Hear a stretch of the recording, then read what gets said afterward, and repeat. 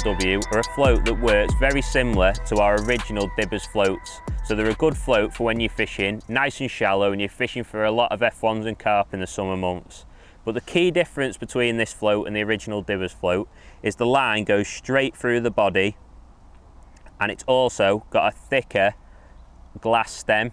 Now basically what this float's brilliant for is when you're bagging, when you're fishing say up to reeds where you want to pull them through the reeds and you want to poke it right in the grass, but it's also good for when you're fishing a long pole. So if you're fishing 14.5 or 16 metres, which sometimes you have to on say open water lakes, it just means that you're not going to get tangled up, which I think is a real important factor with these floats, is that they can't tangle. Because you've got no eye for them to catch on, they just tend to fish all day without getting any tangles at all. So when you're catching a lot of fish at long lengths, that just really speeds you up and saves you getting out there only to find that your rig's tangled. So it's a really important float in the range, this.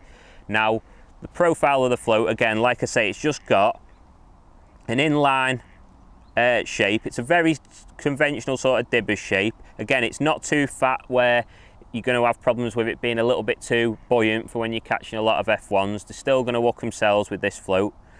And it's got this glass stem, which again, it's just for strength. Often with these floats, you're fishing really, really shallow, like 6 or 8 inches deep, and the float's in your landing net. And when the fish are thrashing about, using a float with a glass stem and an inline body, you're not going to have any problems with like eyes pulling out or the stem pulling out or snapping your stem. It's just a really strong float. Now, the uses I tend to find that I use this for, as I've touched on before, fishing long normally with pellet, shallow or casters, catching a lot of F1s, or also if I'm fishing up to say lilies or a reed bed where I just need a float that's really strong, and if a fish takes me in the reed bed and I have to pull for a break, it's not going to pull back having broke. That's my main uses for this float. Now, size wise, we've got a number 1 and a number 2, which are just for, again, depending on what baits you're fishing with or whether you've got a little bit of wind. So the number 1's obviously the lighter one in the range, and I tend to use that again for fishing a little bit shallower or if it's a nice calm day. And then I've got the number 2 as well for if there's a little bit more wind on or if I want to fish a little bit deeper. So that's the RW Inline Dibber.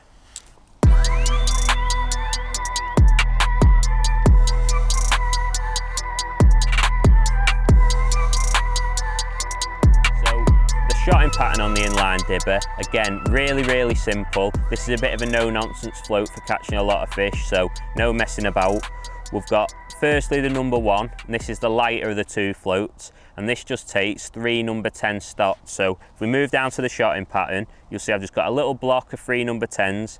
I'm normally fishing them nice and shallow, less than 18 inches deep, so there's no need to, again, spread your shot out. Nice little block of shot, normally a 2 or 3 inch hook length, like that, and then it just registers bites a lot faster that way, getting everything nice and close to the hook length and nice and positive. So when you're going out, you're coming back with a fish nice and fast, nice and positive rig. Now, you can also use this float, the number 1, for the overshotted rig as well, and it works really well because it's nice and inline.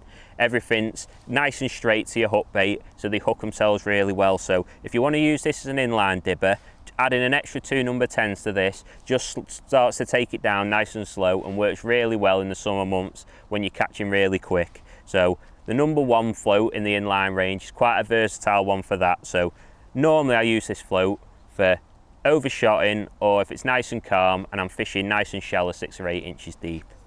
Stepping up to the bigger one in the range, which is the number 2. This is a better float for when you're fishing with sort of bigger baits, maybe 4 and 6 mil pellets, or if you're getting a little bit of wind, so more open water venues. It's just that little bit more stable, slightly longer stem, slightly more weight down the line, and it just holds everything in position a little bit better. It's also really good for when you're fishing with baits like slop and pace shallow as well. It's a float that it's not something I do a lot, that sort of fishing, but a float that I know a lot of anglers do use when they're fishing with slop. So if you like that style of fishing as well, it's a good float for that. Again, moving down to the shotting pattern, got a block of 5 number 10s. That just sits it well. You can put a 6 mil pellet on and it doesn't sink the float. Again, nice and short hook length, 3 inch hook length, dead positive, no nonsense float this, like I touched on. For catching a lot of fish in the summer months, the Inline Dibber from RW.